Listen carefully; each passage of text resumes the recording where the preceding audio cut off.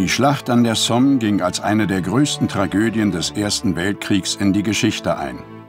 Tausende deutsche Soldaten überlebten das Gemetzel in einer geheimen unterirdischen Festung, was die britischen Militärs nicht einmal ahnten. Die versteckte Festung der Deutschen vereitelte den von den Briten erwarteten leichten Sieg und kostete viel Blut und Tränen.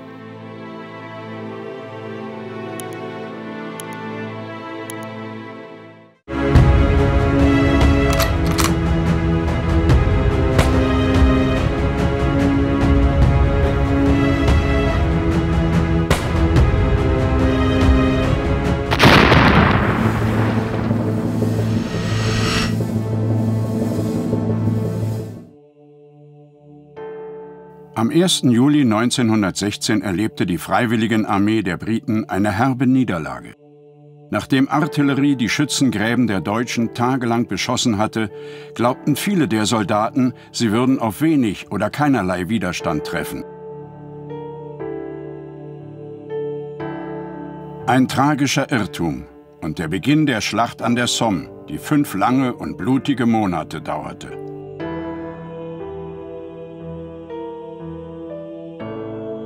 Am nördlichsten Punkt des Ancre-Abschnitts des Schlachtfelds an der Somme steht das Newfoundland Memorial.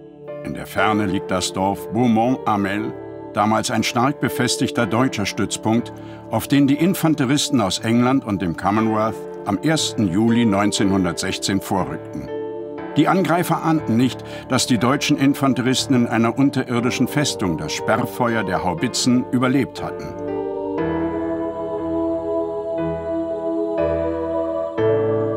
Frieda Riedel hat den Verlauf der Schlacht an der Somme untersucht und weiß, wie die Briten getäuscht wurden. Als dann der Angriff am 1. Juli erfolgt hat, was natürlich, wir wissen ja, dass die Engländer hier die größten Verluste ihrer Geschichte hatten, 20.000 Tote allein am ersten Tag. Das lag vorwiegend daran, dass die gesamten Feldstellungsbauten des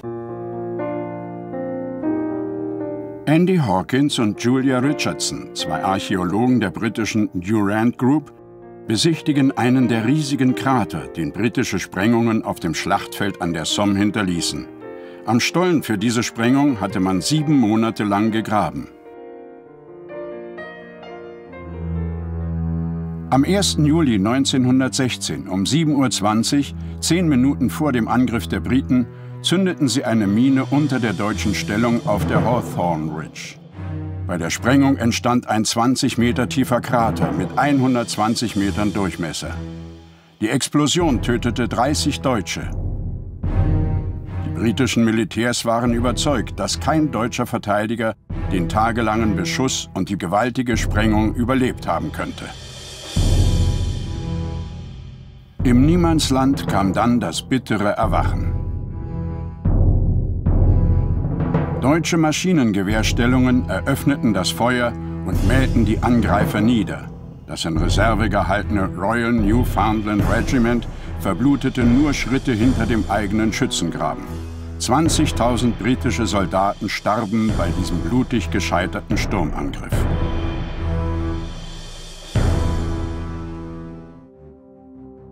Zwei Jahre zuvor, im August 1914, war die Armee Wilhelms II. In Belgien eingefallen, um Frankreich von Norden her anzugreifen. Die Schlacht an der Marne wurde zum Wendepunkt, als die in Paris stationierten Truppen sogar mit Taxis an die Front gefahren wurden, um die rechte deutsche Flanke anzugreifen. Die deutsche Generalität befahl den Rückzug. Im Nu igelten sich beide Seiten in Aberhunderten von Schützengräben ein. Die Deutschen hielten zumeist die höher gelegenen Stellungen. Den Briten und Franzosen blieb nur eine Wahl, der Sturmangriff. Die Kette der Schützengräben reichte von den Alpen bis zur Nordsee und die Briten stellten rasch fest, dass ihre Truppenkontingente nicht ausreichten. Der britische Kriegsminister Lord Herbert Kitchener startete daher 1914 eine große Kampagne zur Anwerbung Freiwilliger. Hunderttausende, vielfach ganze Dörfer, meldeten sich zu den Waffen. Die 70 Divisionen von Kitcheners Armee wurden kurz ausgebildet, dann an die Front gesandt als die einzige Freiwilligenarmee des Weltkriegs. Hochmotiviert, gut ausgerüstet, aber unerfahren. Die Franzosen überließen ihnen ganze Abschnitte der Front, als die Deutschen Truppen vor Verdun konzentrierten. Lord Kitcheners Freiwilligenarmee brachte modernes Kriegsgerät nach Frankreich und Belgien, das rasant weiterentwickelt wurde. Maschinengewehre und hochexplosive Sprengstoffe prägten bald das Kriegsgeschehen. Die ersten Waffen, die in der Vorkriegsdiskussion stark beachtet worden sind, das war ja noch nicht mal das Maschinengewehr, das war das Repetiergewehr der Infanterie. Das Maschinengewehr wurde eingeführt, aber das wurde zunächst eigentlich nur angesehen als eine Erweiterung der Feuerkraft der gewöhnlichen Repetiergewehre, die schon sehr stark beachtet worden ist. Der Erste Weltkrieg wäre wahrscheinlich auch ohne das Maschinengewehr recht statisch abgelaufen, weil die Infanterie eben durch dieses moderne Gewehr an sich schon eine sehr hohe Feuerkraft hatte. Im Februar 1916 griff die 5. Armee unter dem Befehl von Kronprinz Wilhelm, dem ältesten Sohn des Kaisers, Verdun an.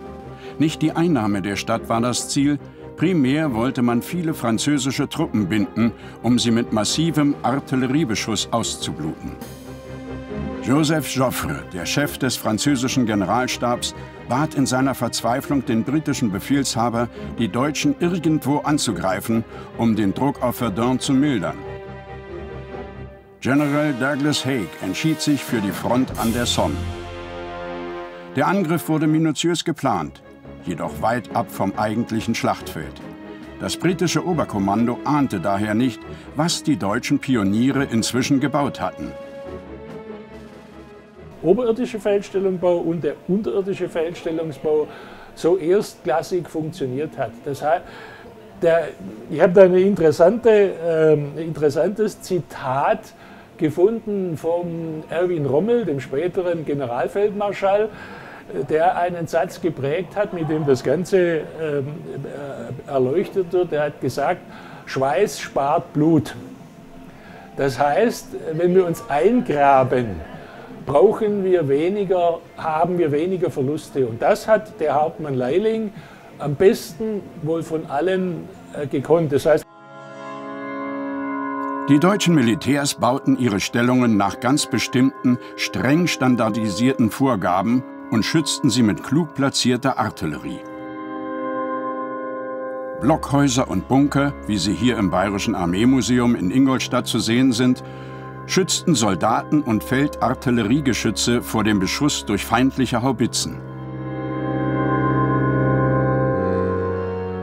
In der Militärtheorie war ja bis 1914 scharf unterschieden zwischen dem Feldkrieg, dem Bewegungskrieg und dem Kampf um Festungen. Also alle europäischen Staaten hatten ihre Grenzen mehr oder weniger stark mit Festungen gesichert. Das waren zwei völlig verschiedene Kampfverfahren und als die Fronten dann starr wurden, da wurde diese Sonderkampfform des Festungskrieges, die wurde auf einmal zur Normalkampfform. Und so sind eben viele Waffen, Kampfverfahren, die dem Festungskrieg eigentümlich waren, zu alltäglichen Erscheinungen im Stellungskrieg geworden. 2 Kilometer südlich des Kraters an der Hawthorne Ridge befindet sich ein Mahnmal, das stumm an die Tragödie der Schlacht an der Somme erinnert. Die britischen Archäologen treffen sich hier mit Frieda Riedel. Hello, nice to meet you. Very nice to meet you. Yeah. Andy, Frederick, you know. Die Front zwischen den Briten und den Deutschen verlief ziemlich genau in Nord-Süd-Richtung entlang der Hügel des Sommetals. Der Ancre-Abschnitt verlief zwischen Beaumont-Hamel und Thiepval, einem der Dörfer, das die Briten am ersten Tag zu erobern planten. Hier fanden heftigste Kämpfe zwischen der Württemberg-Division und den irischen Infanteristen der Ulster Division statt. Als sich die Gefechte durch den ganzen Sommer und Herbst 1916 hinzogen, lieferte speziell der Kampf um das Dorf Thiepval und die Schwabenfeste den Stoff für Heldensagas.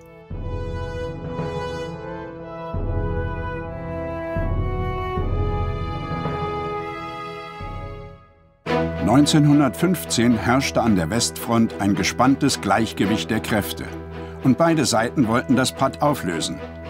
Wie das britische Oberkommando bald herausfand, waren die deutschen Verteidigungsstellen an der Somme stärker befestigt als irgendwo sonst an der Front. Frieder Riedel studierte die Tagebücher deutscher Frontoffiziere, um herauszufinden, was genau an der Somme-Front geschah und wie es den Deutschen gelang, die angreifenden Briten zu überlisten. Artillerieleutnant Armin Stäbler, der war am 1. August war er in London als Geschäftsmann. Und als nun der Krieg gedroht hat, ist er also zu den Fahnen geeilt. Das heißt, er ist nach Dover aufs nächste Schiff über den Kanal und war am 2. September war er bei seiner Einheit in Ludwigsburg und wurde also dem 26. Feldartillerieregiment der Reserve zugeordnet und war da Artillerieoffizier. Und er hat mir ein Tagebuch hinterlassen von ein paar hundert Bildern. Frieder Riedels Großonkel Armin Stäbler nahm als Artillerieoffizier an der Schlacht an der Somme teil.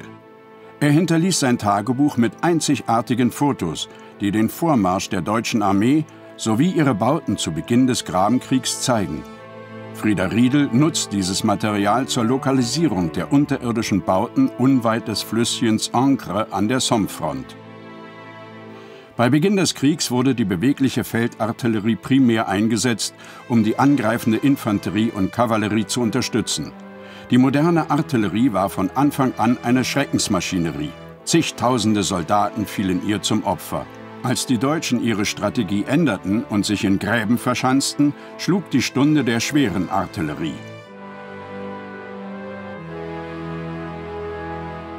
Die Schwäche der Deutschen, die sich dann im Stellungskrieg gezeigt hat, war, dass die deutsche Feldartillerie an Schussweite der französischen doch deutlich unterlegen war. Das hat im Bewegungskrieg keine so große Rolle gespielt, aber unter statischen Verhältnissen war das dann doch wichtig. Neben dem Tagebuch seines Großonkels wertete Frieder Riedel noch weitere deutsche und alliierte Quellen aus.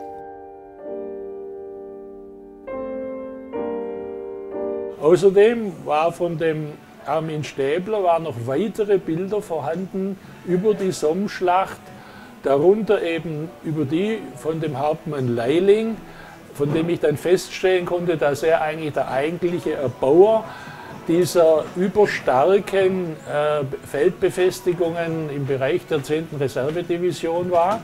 Und Quartiermeister Cornelius Bräuninger, ein deutscher Stabsoffizier, hinterließ von der Schlacht an der Somme hunderte Fotografien, die deutlich zeigen, wie grundsolide die deutschen Stellungen errichtet wurden. Bräuninger sah die geheime unterirdische Festung mit eigenen Augen. Der Cornelius Bräuninger von dem Tagebuch, der hat nun als Zeuge berichtet, er war da drin. Und er hat auch die Größe geschildert. Sie ist 230 Meter lang, also eine unterirdische Festung von 230 Meter Länge. Das ist ungeheuer.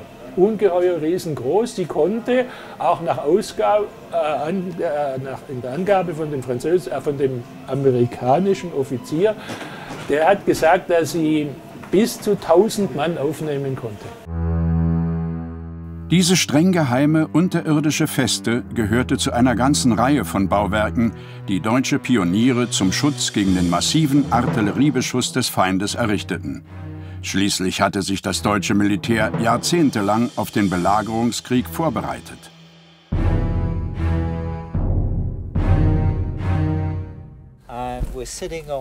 Hier also verlief die deutsche Front? Ja. Und die Briten saßen etwa 200 Meter weiter links, dort bei den Bäumen.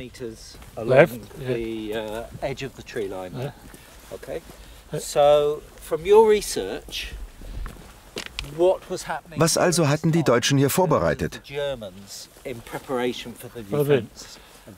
We are approaching the Das hier ist das interessanteste Geheimnis an der Somme. Unbedingt. Das Bauwerk war den ganzen Krieg über streng geheim. Es stand auf keiner Karte verzeichnet. Und es war riesig.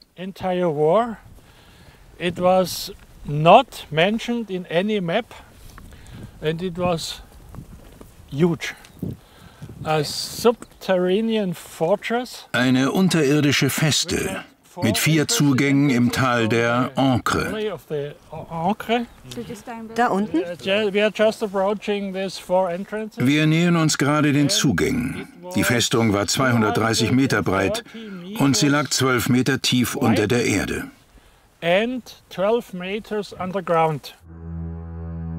Von Beaumont-Hamel nach Süden in Richtung Thiepval hatte die 26. Reservedivision unter General Franz von Soden eine der größten Verschanzungen an der Westfront gebaut. Der Bau verlief unter dem Dorf Saint-Pierre-d'Evian am Flüsschen Ancre. Den Angriff der Briten am 1. Juli 1916 erwarteten die deutschen Truppen also in unterirdischen Stellungen.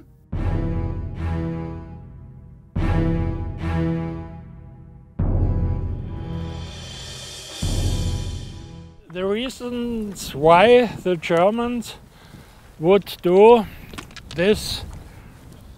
Die Deutschen bauten diese geheime Festung, um nahe der Front zentrale Funktionen zu bündeln. So etwa ein Abhörsystem für den Funk der Briten.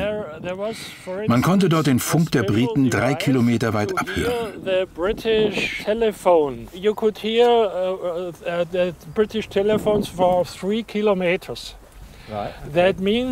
Alles, was gesprochen wurde, war den Deutschen bekannt. Stimmt Riedels These, müsste sich die Untergrundfestung exakt hier befinden, nur eben etliche Meter unter dem Erdboden. Demnach müssten die 4 Eingänge zur Untergrundfeste von Saint-Pierre-d'Evian an der entlang der Ancre verlaufenden Straße zu finden sein.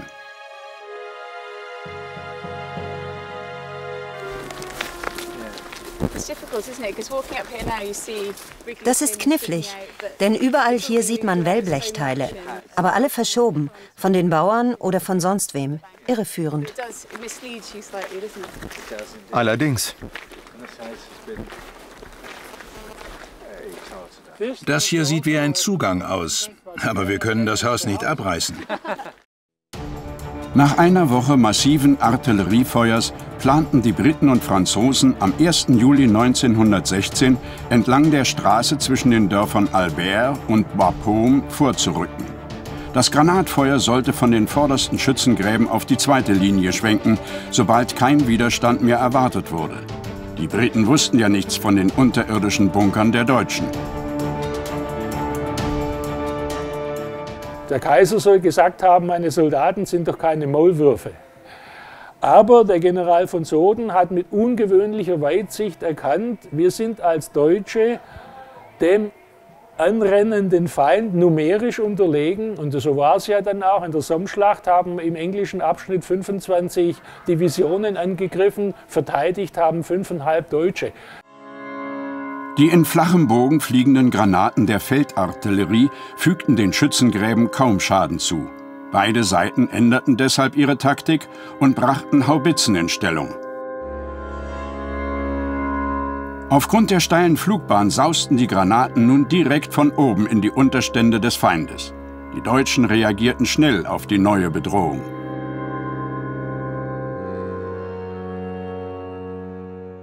Das heißt also, man war numerisch außerordentlich unterlegen, man war in der Artillerie unterlegen und es herrschte praktisch ständig Mangel an Artilleriemunition. Und das musste ersetzt werden durch besonders sorgfältigen und besonders tiefgehenden Feldstellungsbau. Nach der Feldbegehung besprechen die britischen Archäologen mit Frieda Riedel die Informationen über die Geheimfestung der Deutschen.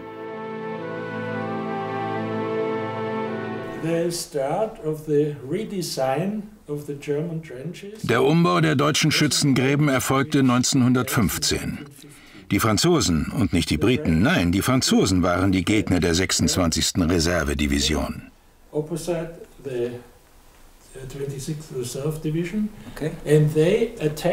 Und sie griffen genau hier in Serre an, mit 1,5 Divisionen. Sie griffen im Tal an und erstmals benutzten sie 28 cm Haubitzen. Jeder einzelne Schützengraben wurde zerstört. Die Franzosen hatten aber keinen Erfolg, weil die Deutschen massenhaft Blut investierten, um den Feind zurückzuschlagen.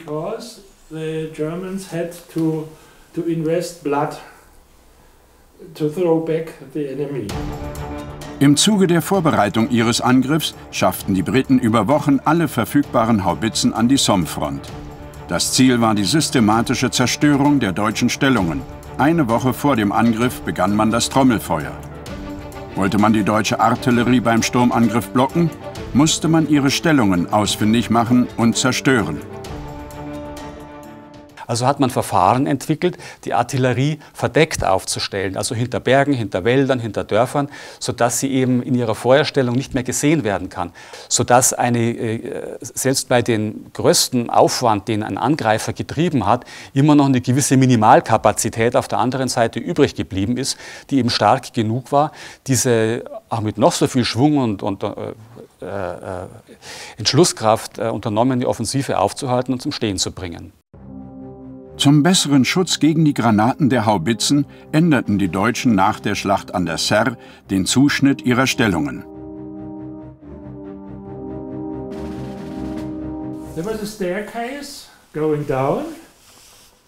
Es ging eine Treppe nach unten, 6 bis 8 Meter tief. Dann kam eine Sackgasse. Sie endete im Erdreich oder im Kalkgestein.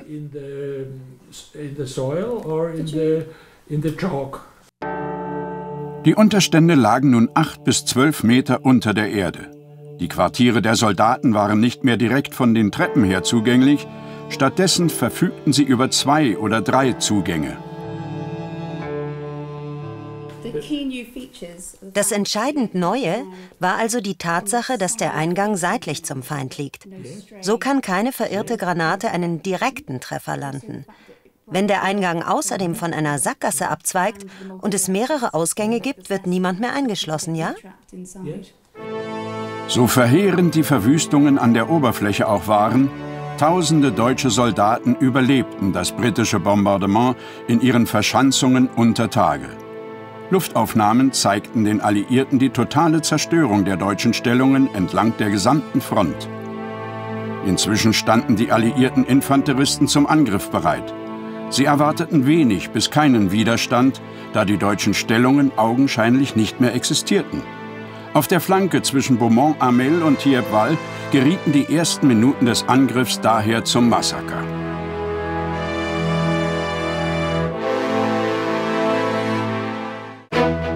Voller Zuversicht preschten die Soldaten der Freiwilligen Armee Lord Kitcheners in ihren typischen Khaki-Uniformen an jenem sonnigen Morgen übers Niemandsland.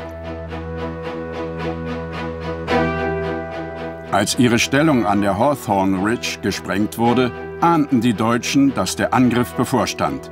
Sie besetzten, was von ihren Unterständen übrig geblieben war, und eröffneten das Feuer. Der Gebrauch des Maschinengewehrs hatte sich in den ersten beiden Kriegsjahren radikal geändert. Zog man MGs anfangs wie schwere Waffen zusammen, verteilte man sie jetzt über die ganze Front zur Unterstützung der Infanterie.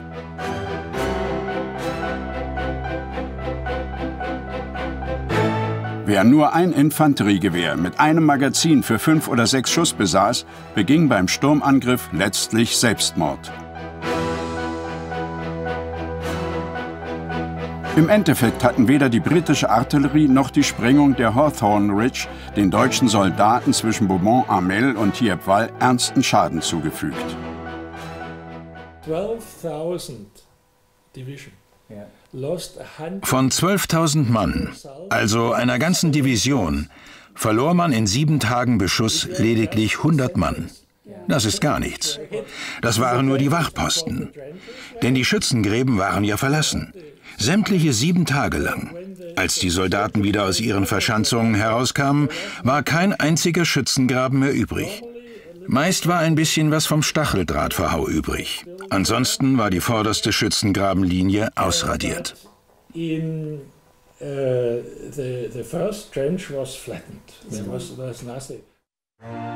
Noch ehe sie das Niemandsland auch nur zur Hälfte durchquert hatten, wurden die britischen und kanadischen Infanteristen vom deutschen MG-Feuer niedergemäht. Die heute rings über das Schlachtfeld verteilten Friedhöfe zeigen, wo damals aberhunderte Soldaten starben. Am ersten Tag der Schlacht an der Somme fielen über 20.000 Soldaten aus Großbritannien und dem Commonwealth. Lediglich einer Einheit gelang ein erstaunlicher Durchbruch, der Ulster Division. Sie sollte das Dorf Thiepval sowie die Schwabenfeste einnehmen, eine deutsche Verteidigungsanlage westlich davon. Die irischen Soldaten stürmten aus ihren Schützengräben am Waldrand 200 Meter zu den verlassenen deutschen Stellungen hinauf. Heute erinnert der Ulster Memorial Tower als Ehrenmal daran. Sowohl Thiepval als auch Beaumont-Hamel blieben in deutscher Hand. Die Iren waren bald umzingelt und mussten sich ergeben. Der erste Tag der Schlacht an der Somme gilt als großer Sieg der deutschen Verteidiger.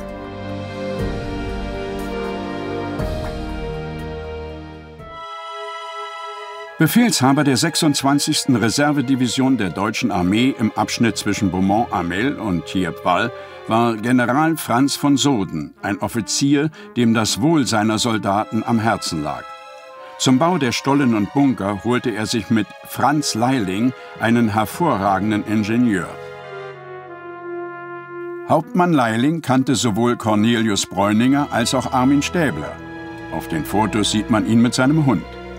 Im Frontabschnitt zwischen Beaumont-Hamel und Saint-Pierre-d'Évian entwarf Leiling gleich 3 unterirdische Festungen. Die erste wurde in mittelalterliche Keller hineingebaut, die zweite erstreckte sich bis unter die britische Frontlinie bei Beaumont-Hamel und die dritte war besonders weitläufig und streng geheim. Meine Quelle? Ich besitze den Plan eines amerikanischen Offiziers, der diese unterirdische Festung nach dem Krieg betrat und diesen Plan zeichnete und ihn dann veröffentlichte in einem Handbuch über den Krieg.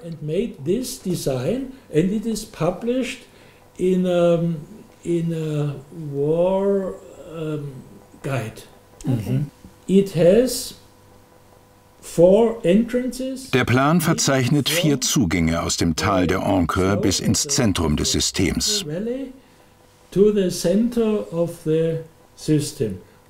1, 2, 3, 4. Die britischen Fußsoldaten konnten die Zugänge nicht sehen. Auch vom Flugzeug aus sah man sie nicht.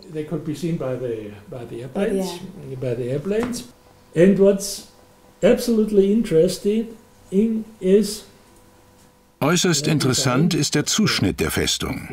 Ich jedenfalls habe noch nie kreisförmige Korridore gesehen, die man absichtlich so baute, nach Plan.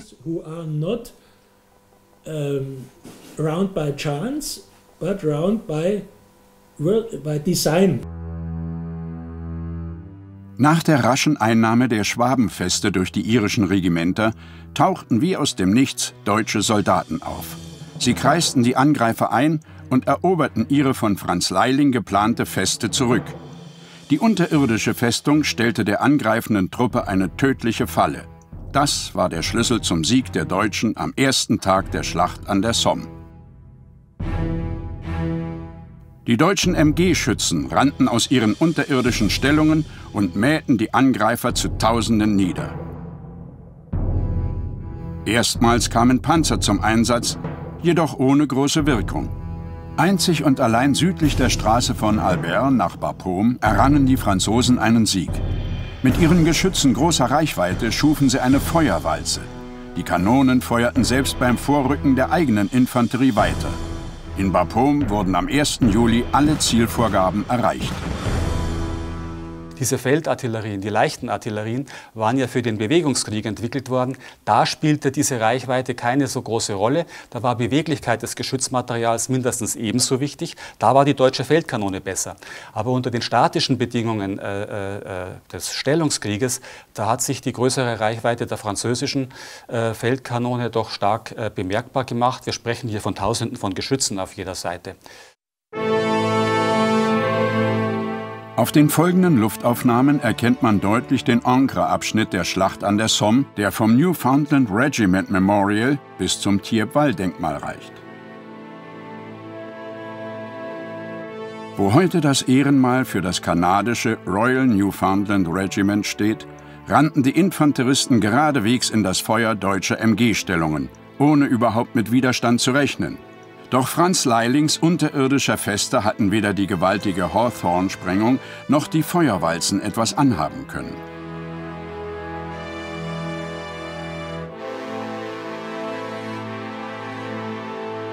Die Soldaten der Division unter General von Soden hatten überlebt. Eine böse Überraschung für die Angreifer. Die Schlacht an der Somme forderte unzählige Opfer, denn die Briten warfen mehr und immer noch mehr Soldaten an die Front. Dazu übernahmen sie die Taktik der zeitlich gut abgestimmten Feuerwalze von den Franzosen. Doch auch die Kämpfe Mann gegen Mann wurden immer tödlicher. Die Infanterie war ja nur erzogen, mit dem Gewehr oder beziehungsweise mit dem Bajonett zu kämpfen oder eben mit Maschinengewehren, was damals auch nur wenige Soldaten hatten. Und so hat sich die Handgranate dann ja im Laufe des Frühjahrs 1915 nach und nach eingebürgert. Zunächst waren die meisten Handgranaten, die verwendet worden sind, so Bastelarbeiten, die im frontnahen Bereich gefertigt worden sind, schon nach improvisierten Vorschriften, das ist richtig. Sie wurden dann in der ersten Zeit auch nur von den Pionieren geworfen, denn Pioniere waren in Deutschland jedenfalls die Spezialisten für alles, was technisch gebaut werden kann oder auch was gesprengt werden kann und wurden dann allerdings, wie gesagt, im Laufe dieser ersten Monate 1915 auch zu einem ganz neuen und üblichen Teil der Infanteriebewaffnung. Die kluge Vorausschau des Generals Franz von Soden rettete Tausenden seiner Soldaten das Leben. Sie machte die Front für den Feind unüberwindbar und brachte 20.000 britischen Soldaten den Tod. Nur, wo genau befand sich Sodens geheime unterirdische Festung? Im Verlauf der Schlacht an der Somme, die am 1. Juli 1916 begann, machten die Briten einen schmerzhaften Lernprozess durch. 5 Monate, die Zigtausende von Menschenleben kosteten. Das Militär straffte die Befehlswege, was es den Bodentruppen ermöglichte, Entscheidungen schnell und je nach der aktuellen Lage zu treffen. Ergänzend optimierten Artillerie und Flieger Luftaufklärung und Zielfindung. Die Deutschen wiederum erkannten bald die Bedrohung durch die schweren Geschütze und scheuten weder Zeit noch Mühen beim Ausbau ihrer Bunker und unterirdischen Stellungen. Das sicherte ihnen einen taktischen Vorteil.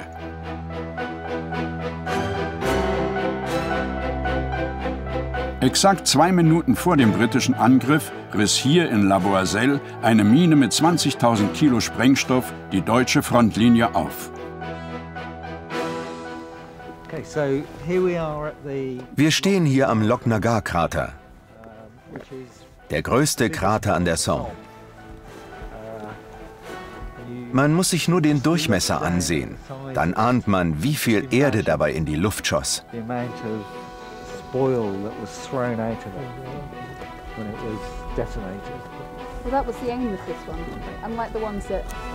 Das war genau die Absicht. Anders als bei den Stollen, die man direkt bis unters Ziel trieb, grub man hier weit entfernt von der Front. Vor allem deshalb, weil die Deutschen so viele Tunnel gruben, dass sie die Arbeiten gehört hätten. Man baute hinter den Schützengräben, um all den Abraum in die Gräben zu schaffen. Den Zeitpunkt der Sprengung legte man auf 2 Minuten vor dem Angriff am 1. Juli fest. 2 Minuten zuvor. 2 Explosionen. Die erste 30 Pfund, die zweite 24 Pfund. Mal 1000. Mal 1000? Ich dachte schon, es klingt noch sehr wenig. Also 14.000 Kilo bzw. 11.000 Kilo. Ich habe gelesen, dass man zu viel Sprengstoff nahm, beziehungsweise mehr als es brauchte, weil man den größten Effekt erzielen wollte, der überhaupt denkbar war. Man nennt das eine Fougasse. Sie verschüttet ihr Ziel. Weitere Sprengungen folgten. Eine zündete erst, nachdem die eigenen Truppen bereits losgeprescht waren. Die von Frieda Riedel mitgebrachten Unterlagen zeigen, dass Bergbauexperten die ringförmige unterirdische Festung entworfen hatten.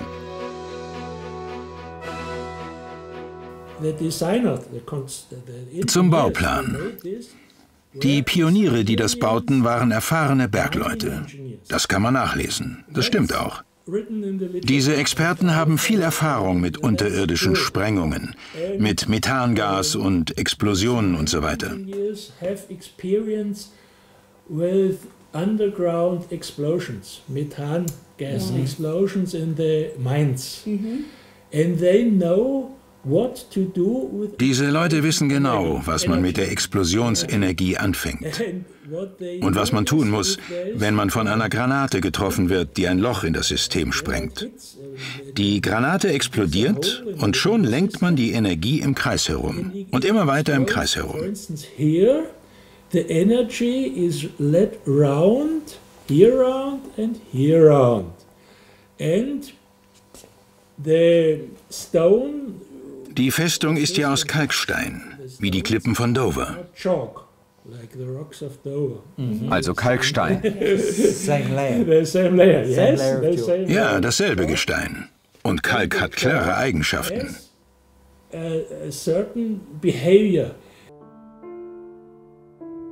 Die Sichtung der verschiedenen Dokumente ergibt Widersprüche. Die genaue Lage von Leilings Untergrundfestung bleibt weiter rätselhaft.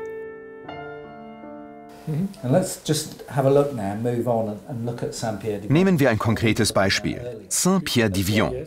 Sehen wir uns zuerst Ihren Plan an. Anschließend zeige ich Ihnen, was wir in den Archiven fanden. Dann überlegen wir, wie das zueinander passt.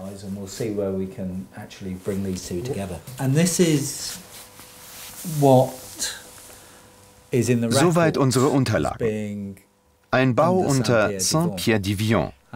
Da steht Leilingstollen. Leilingstollen, ja.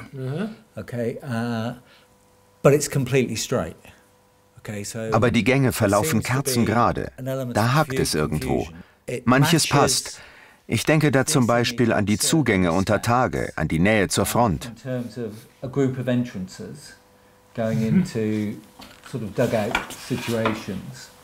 And of course it comes into the front line as well. Now what's interesting is Interessant ist, was die Briten, und sie eroberten die Feste, in ihren Papieren schreiben. Da heißt es, alles sei baufällig. Das liegt wahrscheinlich an dem Artilleriebeschuss. Alles sei baufällig, aber nach kleineren Reparaturen könne man mindestens 1000 Mann unterbringen. Aber wie Sie hier sehen, könnte man hier niemals 1000 Mann unterbringen. Now, what we see here definitely couldn't hold 1,000 men. Yes. Okay, so that's something that's not quite. Irgendetwas stimmt hier nicht. Aber der Knackpunkt ist doch, dass der ganze Hang vor Gräben und Unterständen strotzte. First trench line. Underground tunnel. Erst die vorderste Schützengrabenlinie, dann der unterirdische Tunnel, 100 Meter lang. Den baute Hauptmann Leiling oft. Das war ja das Entscheidende bei dieser Feste. Sie hatte eine direkte Verbindung zum vordersten Schützengraben, eben den Leilingstollen. Which was called Leilingstollen.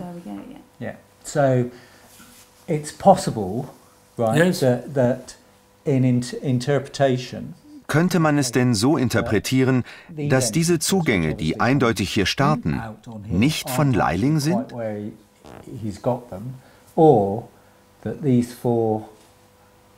Oder aber, dass nur 4 davon fertig wurden und das von uns Gesuchte viel weiter drüben liegt?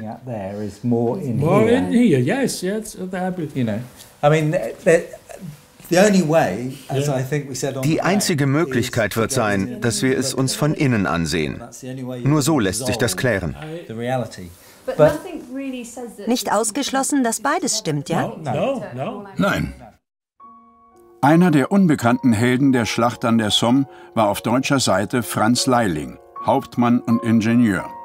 Die Schlacht dauerte vom 1. Juli bis November 1916. Trotzdem gewannen die Briten und Franzosen keine 10 Kilometer an Terrain. Die Briten zündeten noch eine zweite Mine unter der Hawthorne Ridge und erst dann gelang ihrer Infanterie der Durchbruch. Die Alliierten besetzten das Dorf. Unter hohen Verlusten erlernten die Briten im Verlauf der 5 Monate die moderne Kriegsführung. Die sowohl personell als auch materiell unterlegenen Deutschen zogen sich auf eine verkürzte, dafür desto besser ausgebaute Defensivstellung zurück, die Hindenburg-Linie. Beim Rückzug befahl die oberste Heeresleitung die Zwangsevakuierung und Zerstörung zahlreicher französischer Orte. Armin Stäbler und Cornelius Breuninger waren Augenzeugen dieses Unrechts. Und auch dieses Album ist ein ausgesprochener Schatz der Geschichte. Da sind zum Beispiel Bilder drin von den ersten bekannten Deportationen von französischer Zivilbevölkerung an der Somme. Und da hat der Onkel Fotografien gemacht, er selber, wie Männer, Frauen, Kinder und alte Männer ihnen zugebracht wurden. Die Schlacht an der Somme wurde zum Symbol für entweder den Fortbestand oder aber den Untergang des Deutschen Kaiserreichs. Mit allen nur erdenklichen Mitteln wurde der Krieg als heldenhaft dargestellt, auch mit diesem Gemälde von Franz Mühlbrecht. Und dann hat dieses Bild natürlich auch eine Botschaft. Die Soldaten sind abgekämpft, mehrere sind verwundet, teilweise schwer. Man kann sich vorstellen, dass dieser Soldat hier sogar im Sterben liegt, aber sie sind immer noch entschlossen. Und diese Entschlossenheit wird symbolisiert durch den Mann, der hier in der Mitte noch aufrecht dasteht, fest sein Gewehr umklammert und zeigt, wir sind erschöpft, aber wir sind nicht gebrochen. Dieses Bild wurde gemalt von Rudolf Stark. Rudolf Stark war kein Künstler. Rudolf Stark war ein Berufssoldat oder er wollte diesen Beruf jedenfalls ergreifen. Er war bei Kriegsbeginn im Bayerischen Kadettenkorps, wurde dann sofort mobil, ging zur Kavallerie, hat dann mehrere Jahre an der Ostfront gekämpft und dann gewechselt zur Fliegertruppe. Rudolf Stark war ein begabter Zeichner und er hat seine Kriegserlebnisse eben in solchen Bildern festgehalten. Das hier ist seine Maschine.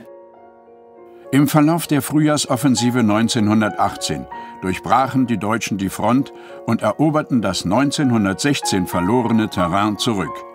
Diese letzte große Anstrengung, den Krieg zu gewinnen, erschöpfte sämtliche personellen und materiellen Reserven. Die Offensive scheiterte. Die Folgen der britischen Wirtschaftsblockade schürten in Deutschland Unmut. Es gab Proteste, als man Lebensmittel und Rohstoffe rationierte und requirierte.